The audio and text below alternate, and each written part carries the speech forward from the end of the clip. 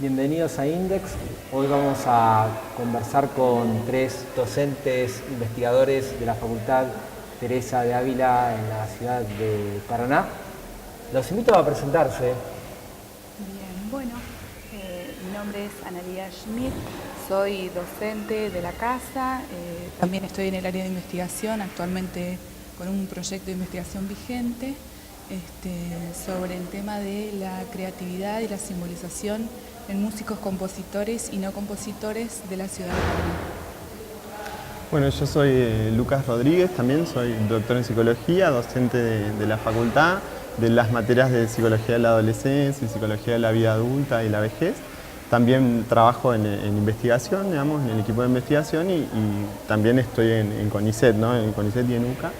Y bueno, tengo dos proyectos en curso, uno es sobre la empatía, los valores y la amistad en adolescentes y el otro es sobre el vínculo de abuelidad en niñez y adolescencia, cómo los niños y adolescentes viven a sus abuelos. Bueno, mi nombre es Natalia Petric, soy psicopedagoga y doctora en psicopedagogía. También soy docente de la carrera de psicopedagogía y psicología de acá de la universidad.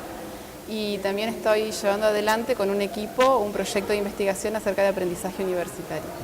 Si quieren, comenzamos por Natalia, esto del aprendizaje universitario, Sí. bueno, como tema amplio. Sí. ¿Qué aspectos del aprendizaje trabajás en la investigación? Bueno, el proyecto básicamente apunta a construir acerca de cómo los estudiantes vivencian el aprendizaje en el contexto de la universidad. Lo interesante por ahí es que se enmarca dentro de la disciplina psicopedagógica, en el medio, y en general la psicopedagogía está como pujando siempre por construir conocimientos teóricos propios.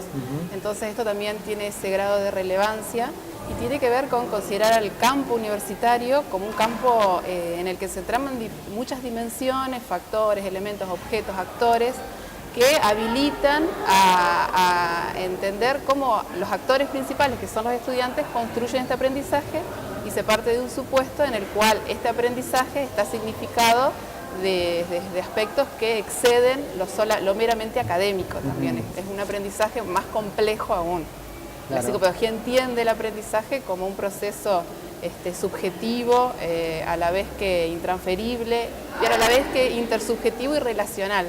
Entonces es bastante complejo y en eso tenemos que sondearlos para ver cómo los actores están construyendo estos aprendizajes. ¿Y cómo es la metodología de es una metodología cualitativa, básicamente apunta, por eso digo, a construir conocimiento, porque se enfoca desde la teoría fundamentada.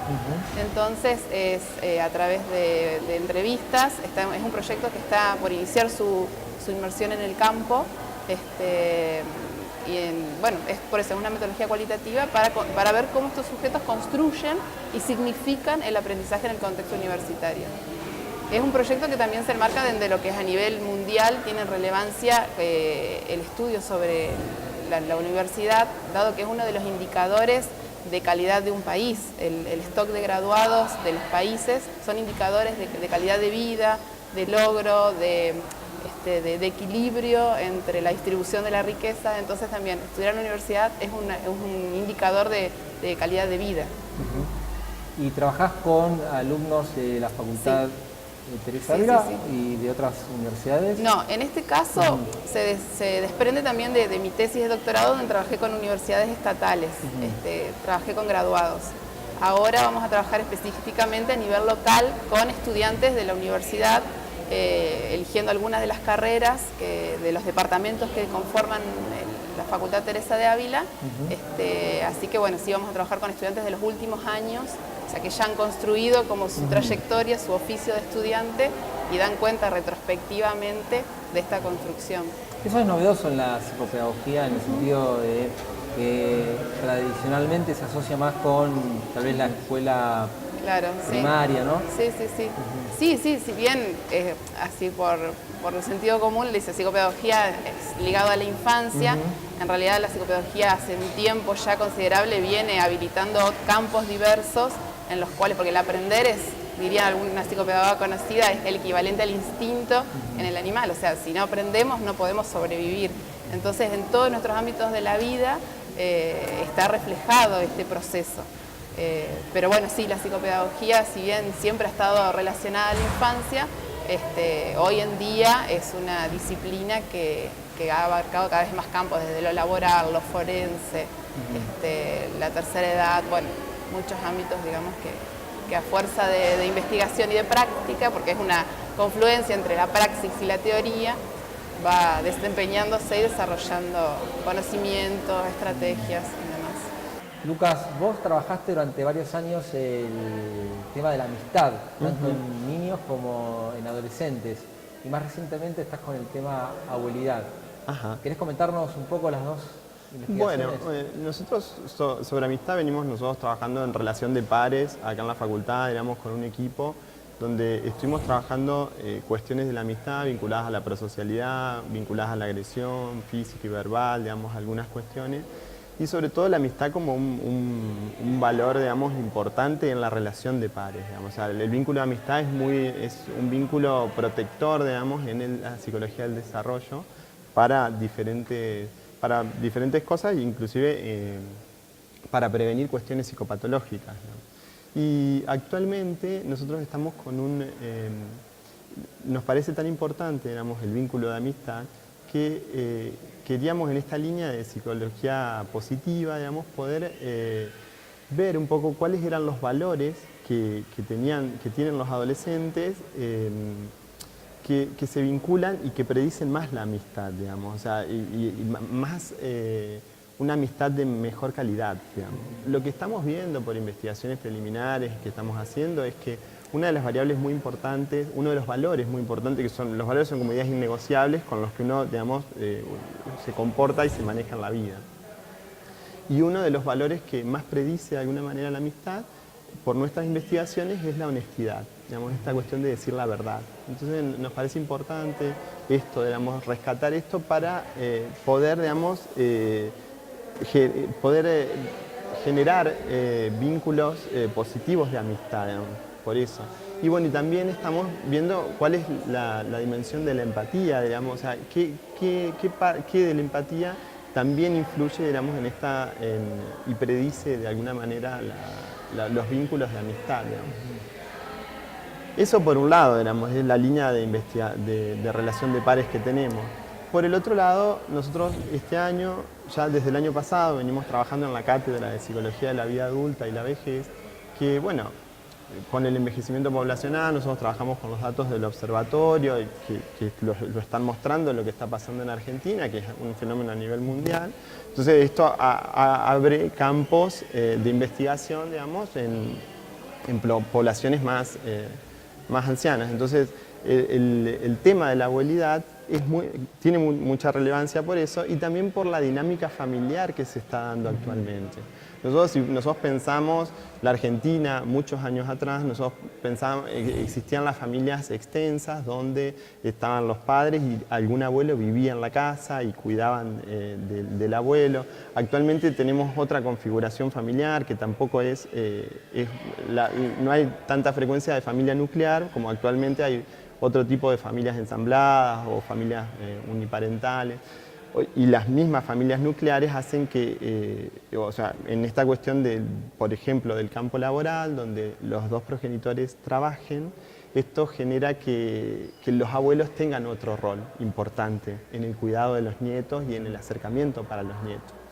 Cuando nosotros empezamos a investigar más a fondo el tema de la abuelidad, empezamos a ver el rol que ocupan los abuelos actualmente. Digamos, es un rol, digamos, con muchas funciones, digamos, de la protección afectiva, el cuidado afectivo, la mediación, sobre todo en la etapa adolescente, entre los padres y los hijos, la mediación que ocupan los abuelos. Esto de ser modelos de crecimiento, de modelos de envejecimiento, son los abuelos para los niños, para los adolescentes y también modelo de cómo cuidar a las personas mayores. Entonces, a nosotros nos parece de mucha relevancia el tema de la abuelidad, porque también es otra perspectiva para estudiar las vinculaciones familiares. Y también veíamos que es algo que de alguna manera genera en los niños y en los adolescentes esta conciencia de pertenencia a la familia, de transmisión de valores, de cuestiones positivas que atraviesan, digamos, la cuestión familiar. Y en este caso, si uno piensa el vínculo de abuelidad, que es el vínculo entre los abuelos y los nietos, uno lo puede estudiar desde muchas perspectivas. Podría estudiarlo desde el lado de los abuelos, como los abuelos que piensan sobre los nietos. Podemos estudiarlo sobre los nietos, que vivencian los nietos sobre los abuelos. Podríamos investigar la interacción.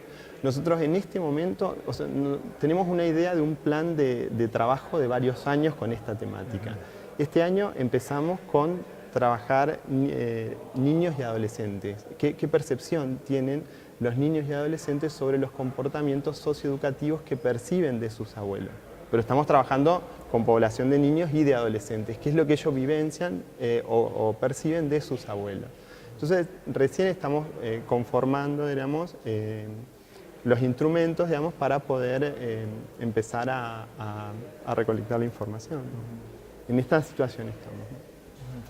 Analía, vos trabajás la cuestión de la simbolización y la creatividad en músicos, haciendo distinción entre los que son compositores y no compositores, ¿verdad? Así es. Bueno, actualmente el proyecto en el cual estoy trabajando tiene que ver con la capacidad de simbolización y los aspectos creativos en los músicos, y la idea fue profundizar si había un estilo propio en los músicos, tanto compositores como no compositores. Esto se desprende de una investigación en el marco de la especialización que hice en psicodiagnóstico, en la cual empezamos a investigar sobre, digamos, estos aspectos y si existe un estilo perceptivo propio en los músicos, compositores, no compositores, y para luego hacer esta atención con lo que en el proyecto actual tiene que ver con la profundización a través de las técnicas gráficas. ¿Qué se entendería como capacidad de simbolización?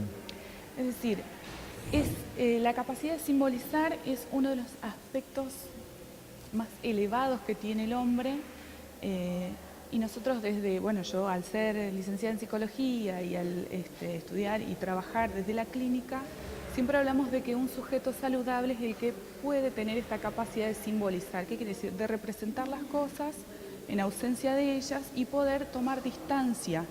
Es decir, un sujeto puede elaborar duelos, puede elaborar situaciones a partir de que puede también simbolizar.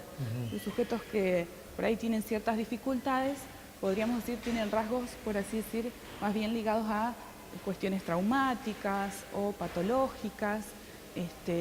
Y esto también se observa mucho en la primera parte de la investigación, que es la técnica del Rorschach, desde las manchas, donde uno nota esta diferencia entre los sujetos que tienen esta capacidad de simbolizar, porque dan respuestas con un contenido muy rico, una sintaxis muy rica, atendiendo a lo cultural, es muy interesante.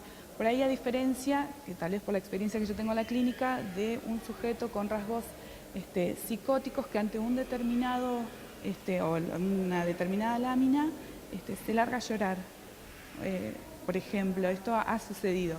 Y en la investigación, por ejemplo, con los músicos, ante una determinada lámina, por ejemplo, en la lámina 3 del Rorschach, tanto músicos compositores como no compositores dijeron, bueno, esto es la metamorfosis de Kafka, por ejemplo. Y ahí con toda una riqueza en la descripción, y hablaban del desgarro que sentía, bueno, una personalidad psicótica ante ese desgarro se largaría a llorar. No hay distancia, no simboliza, ve lo concreto. ¿Y por qué te interesaron los músicos? ¿Tenías algún supuesto? Digamos, a mí, yo me desempeñé muchos años en el ámbito coral y la música siempre ha sido algo importante y presente, pero más allá de eso, la intención siempre fue buscar personalidades, porque los músicos son personalidades muy, muy ricas, muy sensibles, muy exquisitas en su interioridad y su riqueza. Y el supuesto estaba ligado a esto, a que tenían mucha capacidad para simbolizar y que posiblemente esos sean los, digamos, como parámetros que podríamos tener en cuenta a la hora de empezar a pensar, a profundizar en estos temas que nos ayuden. Hoy en día, digamos, nosotros vemos que hay mucha exacerbación de la agresividad, o lo que podríamos llamar manifestaciones de los mecanismos del proceso primario.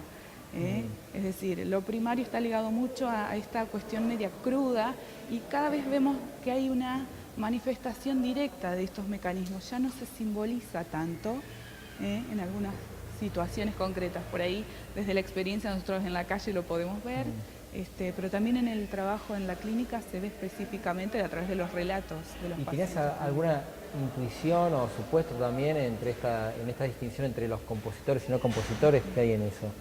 Bueno, en realidad, a través de la técnica del Rorschach, lo que se logró visualizar es que